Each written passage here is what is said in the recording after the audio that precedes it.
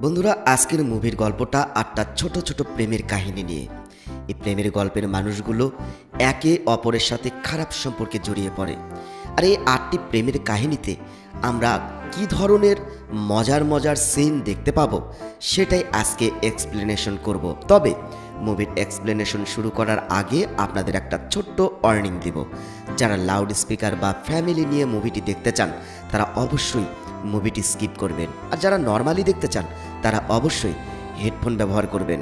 তো চলুন আর দেরি না করে মুভির গল্প শুরু করা যাক। আর এরকম আরও ঘপাঘপ খেলার মুভি দেখতে আমাদের চ্যানেলটি সাবস্ক্রাইব করে নোটিফিকেশন বাটন অন করে রাখুন, তাহলে সবার আগে আপনি আমাদের মুভিটি দেখতে পারবেন। মুভির শুরুতে আমরা একটি বাস দেখতে পাই। সে বাসের মধ্যে অনেকগুলো লোক ছিল। তারা নিজেদের গন্তব্যে যাওয়ার জন্য বের হয়। তাদের মধ্যে একজন লোক ছিল যার নাম জুবিন। সে জানালা দিয়ে বাইরের দিকে তাকাচ্ছিল। তখন সে বাইরে একটি মেয়েকে দৌড়াতে দেখতে পায়। মেয়েটির পেছনে অনেকগুলো গুন্ডা লেগেছিল। জুবিন মেয়েটিকে হেল্প করার জন্য বাস থেকে নেমে তার কাছে আসে, কিন্তু ততক্ষণে মেয়েটি একাই মারামারি করে সেই গুন্ডাগুলোকে সেখান থেকে তাড়িয়ে দেয়। মেয়েটি জুবিনকে তার নাম বলে সেনোরা। সেনোরা জুবিনকে আর্মির ড্রেসে দেখে তার প্রতি অনেক আকর্ষিত হয়ে যায়। সেনোরা তার অঙ্গভঙ্গি দিয়ে জুবিনের পিনিক একেবারে মাথায় তুলে দেয় আর বলে সে যদি তাকে তার নৌকা করে ফেরি পর্যন্ত নিয়ে যায় তাহলে সে তাকে ফ্রিতে তার সাথে ঘপাঘপ খেলা করতে দিবে। সেনোরার মুখে এটা শুনে জুবিন ভাবে সে হয়তো একটা পাগল মেয়ে, তাই সে আর বেশি কথা না বলে তার বাসের দিকে রওনা হয়। এরপর সেনোরা জুবিনকে আবারও তার অঙ্গভঙ্গি দিয়ে অনেক অনেক উত্তেজিত করে তোলে। আর এবার জুবিন তার কথায় ভেসে যায় আর উল্টো দিকে দৌড়াতে শুরু করে। দুজনই দৌড়াতে দৌড়াতে একটা ভাঙা ঘরের মধ্যে এসে পৌঁছায়। এরপর তারা সেই বাড়ির মধ্যে ঢুকে অনেক অনেক ঘপাঘপ খেলা খেলে।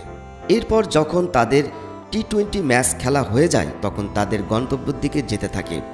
সেনোরা জুবিনের সাথে যেতে চায়, কিন্তু যখন জুবিন বলে আমি তোমাকে আমার সাথে নিয়ে যেতে পারবো না, আমি এখন আমার অসুস্থ বোনের সাথে দেখা করতে যাচ্ছি। আর যাবার সময় জুবিন সেনোরাকে তার লকেট সহ একটা চেন দিয়ে যায়। এটা পেয়ে সেনোরা অনেক খুশি হয়ে যায়। এর পরের সিনে আমরা মেরি নামের একজন কাজের মেয়েকে দেখি। মেরি তার মালিকের সাথে খুব ভালো সম্পর্ক ছিল। সে সব সময় লুকিয়ে লুকিয়ে তার মালিককে তার বড় বড় তরমুজ দেখাতো। এরপর আমরা দেখি জুবিন মেরির সাথে দেখা করতে আসে, আর এইখান থেকে আমরা বুঝতে পারি মেরি জুবিনের বোন। জুবিন যাওয়ার পথে মেরিকে একটা খাম দেয় আর বলে এটা তুমি মাকে দিয়ে দিও। জুবিন পুরো 3 বছর পর মেরির সাথে দেখা করতে এসেছিল আর সে কিছু না খেয়ে চলে যাচ্ছে, তাই মেরি জুবিনকে থামতে বলে। এরপর তারা দুজনে আকাশের নিচে বসে অনেক অনেক কথা বলে। আর তখনই জুবিন মেরির সাথে ঘপাঘপ খেলার চেষ্টা করে, তাই মেরি তাকে সোজাসুজি না বলে দেয়। কিন্তু জুবিন তো নাসরবান্দা, তার পিনিক একবার মাথায় উঠে গেলে সে এনজয় করেই ছাড়বে। মেরি প্রথম প্রথম নিষেধ করলেও পরে সেও হার মেনে নেয়। তাদের টি-20 ম্যাচ খেলা শেষ হয়ে গেলে মেরির অপরাধ বোধ হতে শুরু করে। সে জুবিনকে বলে যদি এই বিষয়ে কেউ জানে তাহলে খুবই খারাপ হয়ে যাবে, কিন্তু জুবিনের এসব কথায় কোনো কিছু যায় আসে না। সে তো মেরির সাথে আবারও ঘপাঘপ খেলার প্রস্তুতি নিচ্ছিল, কারণ জুবিন পুরোটাই একটা সাইকো মেয়ে ছিল। এরপর একদিন আমরা দেখি মেরির মালিক ডেভিড প্যাট্রিসিয়া নামের এক মেয়ের পিছু নেয়। সে সব জায়গায় ওই মেয়ের পিছু নিত। সারাদিন সে ওই মেয়ের পিছে পিছে ঘুরে ডেভিড ক্লান্ত হয়ে তার বাড়ি ফিরে আসতো আর এসে এসে গোসল করতে ঢুকে পড়ে। এদিকে আবার মেরি রুম পরিষ্কার করার সময় ডেভিডের সাথে একটি মেয়ের কিছু ছবি পায়। তখনই মেরির ছবিগুলোর মধ্য থেকে একটি ছবি তার পকেটের মধ্যে ঢুকিয়ে নেয়। অন্যদিকে গোসল করার পরপরই ডেভিডের অরেঞ্জ জুস খাওয়ার অভ্যাস ছিল, কিন্তু আজকে ডেভিড কোথাও মেরিকে খুঁজে পাচ্ছিল না। এই জন্য সে নিজে উঠেই রান্নাঘরে যায় জুস নেওয়ার জন্য। সেখানে গিয়ে সে দেখে তার দাদি দুপুরের পার্টির আয়োজন করতে ব্যস্ত। দুপুরে সেই পার্টিতে অনেক বিখ্যাত মানুষরা এসেছিল। তাদের মধ্যে একজন ছিল প্যাট্রিসিয়া, যে তার হাজব্যান্ড জোসেফের সাথে পার্টিতে এসেছিল। কিন্তু এরপরও ডেভিড তার মোবাইলের ক্যামেরা দিয়ে প্যাট্রিসিয়ার একটার পর একটা ছবি তুলে যাচ্ছিল। এটা দেখে জোসেফের বিষয়টা অদ্ভুত লাগে। এরপর আমরা দেখি মেরি ডেভিডের রুমে জুস নিয়ে যায়। তখন ডেভিড মেরিকে জিজ্ঞেস করে তুমি কি আজকে তোমার অন্তর্বাসটা পরনি? এটা শোনা মাত্রই মেরি অবাক হয়ে যায়। ডেভিড আরও বলে, আমি জানি তুমি আমাকে সবসময় লুকিয়ে লুকিয়ে দেখো, আমি আজকে তোমাকে আমার মেশিনটা দেখাচ্ছি। এই বলে সে টাওয়েলটা খুলে দেয়। এটা দেখে মেরি তো পুরোই অবাক হয়ে যায়। আসলে ডেভিডও বুঝে গিয়েছিল মেরি তার কাছে কি চাচ্ছে, তাই ডেভিড মেরিকে তেল নিয়ে আসতে বলে। আর বডি ম্যাসাজ করতে করতে মেরির সাথে অনেক অনেক ঘপাঘপ টি-20 ম্যাচ খেলে। একদিন ডেভিড তার গাড়ি করে প্যাট্রিসিয়ার পিছে পিছে যাচ্ছিল। প্যাট্রিসিয়া তখন তার এলাকা দিয়েই যাচ্ছিল, আর সে চাচ্ছিল না কেউ ডেভিডকে এইভাবে দেখুক, তাই সে তার ইচ্ছার বিরুদ্ধে ডেভিডের গাড়িতে এসে বসে। এরপর ডেভিড তাকে তার পুরাতন বাড়িতে নিয়ে যায়। সেখানে গিয়ে তারা অনেক স্মোক করে। তখন প্যাট্রিসিয়া ডেভিডকে বলে, তুমি আমাকে ফলো করো কেন? ডেভিড তখন বলে, আমি তোমাকে অনেক ভালোবাসি, আর তোমার সাথে ঘপাঘপ করাটা আমার জীবনের সবথেকে বড় একটা শখ। এটা শুনে প্যাট্রিসিয়া হাসতে হাসতে পাগল হয়ে যায়। তখনই প্যাট্রিসিয়ার ফোনে একটা কল আসে। একটা পরিচিত নম্বর থেকে তার কলটা এসেছিল। এটা দেখে ডেভিড তাড়াতাড়ি করে প্যাট্রিসিয়ার ফোনের জিপিএসটা অফ করে দেয়, আর প্যাট্রিসিয়াকে বলে, এটাকে অফই রাখো, না হলে তোমার হাজব্যান্ড তোমার নাম্বার ট্রেস করে এখান পর্যন্ত চলে আসবে। এদিকে এখনও প্যাট্রিসিয়ার হাসি থামছিল না। সে ডেভিডকে বলে, তাহলে তুমি আমার কথা ভেবে প্রতি রাতে একা একা হাতগাড়ি চালাও? তখন ডেভিড বলে, হ্যাঁ, আমি যখন 9 বছরের ছিলাম তখন থেকেই তোমাকে দেখে একা একা হাতগাড়ি চালাতাম, আর আজকে আমার বিশ্বাসই হচ্ছে না তুমি আমার সামনে বসে আছো। তখন প্যাট্রিসিয়া বলে, আসলে আমারও বিশ্বাস হচ্ছে না যে আমি এখানে বসে তোমার কথাগুলো শুনছি। এরপর ডেভিড প্যাট্রিসিয়াকে তার পার্সোনাল লাইফ সম্পর্কে জিজ্ঞেস করে। তখন প্যাট্রিসিয়া বলে, সব কিছু ঠিকঠাকই আছে। এটা শুনে ডেভিড বলে, আমাকে মিথ্যা বলো না, আমি জানি তোমার বুড়ো হাজব্যান্ডের সাথে তুমি হ্যাপি না। তখন প্যাট্রিসিয়া বলে, ও তাই নাকি? তাহলে তুমি কি আমাকে হ্যাপি করতে পারবে? তখন ডেভিড বলে, হ্যাঁ অবশ্যই, দেখাচ্ছি, থামো। এই বলে তারা আবারও ঘপাঘপ করা শুরু করে। তারা তাদের টি-20 ম্যাচে ব্যাটে বলে এতটাই ব্যস্ত হয়ে গেছিল যে সময় কখন পার হয়ে গিয়েছে তারা বুঝতেই পারেনি।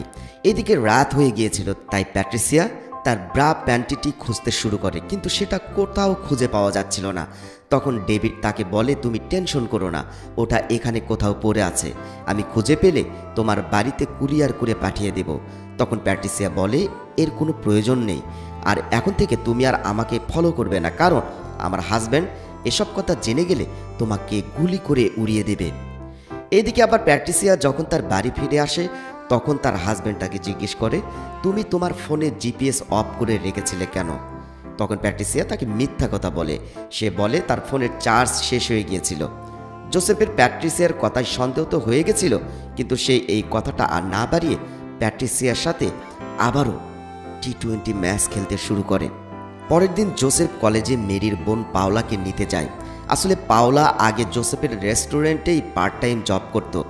সে সময় তাদের মধ্যে একটা অন্যরকম সম্পর্ক গড়ে ওঠে। পাওলা জোসেফের গাড়িতে এসে বসে। এরপর জোসেফ তাকে তার নতুন রেস্টুরেন্টের ওপেনিং সিনেমা দেখতে নিয়ে যায়, যেখানে গিয়ে একটি প্রাইভেট রুমে সে পাওলাকে নিয়ে গিয়ে তার সাথে ঘপাঘপ করতে শুরু করে। আর কাজ হয়ে গেলে জোসেফ যাওয়ার সময় পাওলাকে অনেকগুলো টাকা দিয়ে বলে, তুমি যখন যাবে তখন একটা ট্যাক্সি বুক করে নিও। জোসেফ পাওলোকে একজন বড় অভিনেত্রী জোসির সাথেও দেখা করেছিল। জোসের একজন এমন মেয়ে প্রয়োজন ছিল যে সব সময় তার সাথে থাকবে।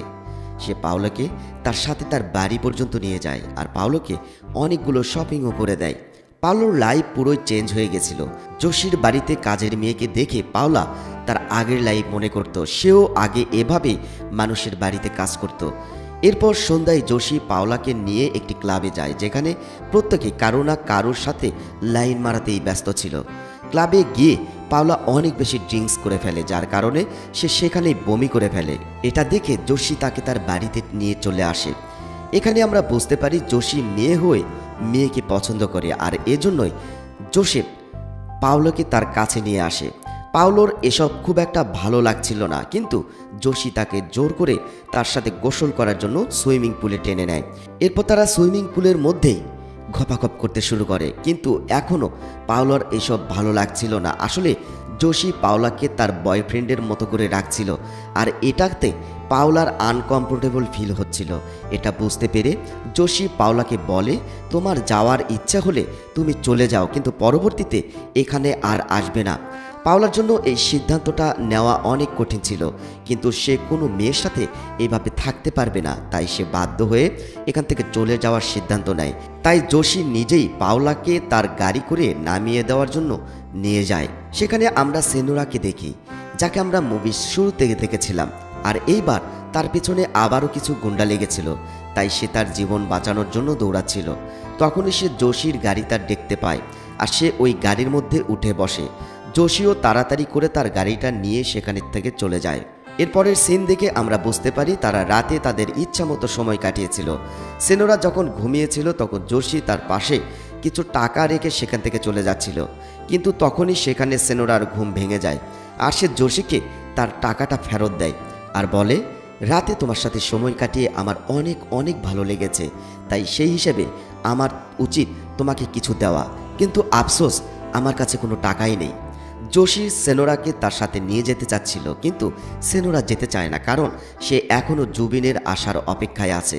তখনই সেখানে জুবিনও হাতে ফুল নিয়ে চলে আসে। জুবিনকে আসতে দেখে সেনোরা অনেক খুশি হয়ে যায়, আর সে তখনই জুবিনের সাথে যেতে রাজি হয়ে যায়। এটা দেখে জোশির অনেক খারাপ লাগে, কারণ সে কোনো রকমে বুঝিয়ে সেনোরাকে তার সাথে নিয়ে যাওয়ার জন্য রাজি করে নিয়েছিল। এরপর সে সেনোরার খুশি দেখে তাকে জুবিনের সাথে যেতে দেয়, কিন্তু আমরা জোশির চেহারা দেখে বুঝতে পারি সেনোরা চলে যাওয়ার কারণে জোশির অনেক খারাপ লাগছিল। আর এখানে এই মুভিটি শেষ হয়ে যায়। তো বন্ধুরা, ভিডিওটি ভালো লাগলে অবশ্যই লাইক, কমেন্ট, শেয়ার করবেন।